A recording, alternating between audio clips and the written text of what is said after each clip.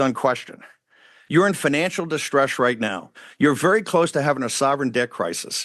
You don't have the money. You're totally underwater. Your economy's not performing. And you live in this fantasy, both the Tories and the Labor Party, just like Macron, that you have unlimited resources to send to Ukraine. The Russian army in 3 years at 800,000 casualties has not taken Kharkiv, has not even gotten close to Kiev.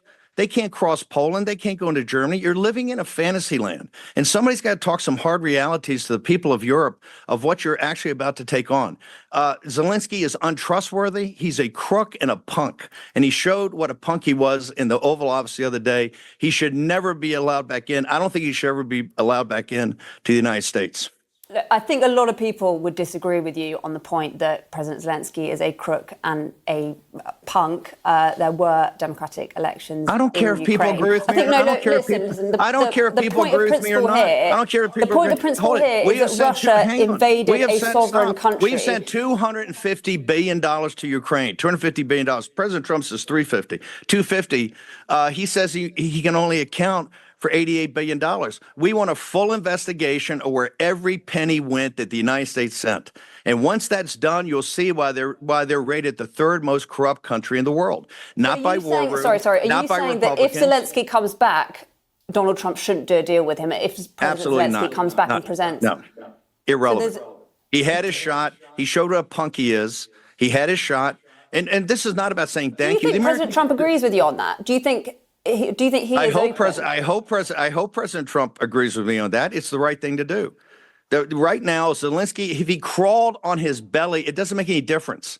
He came over the other day when they told him time and time and time again, do not bring up a security guarantee. A security guarantee means a more American support of the military option and American troops, and that will never happen. The American people never stand for it. And what did he do? He went and met with globalist Democrats and Republican senators at the Hay Adams Hotel beforehand. He came in, and from the entire 40 minutes, he was disrespectful. And this has nothing to do, the American people don't need thanks.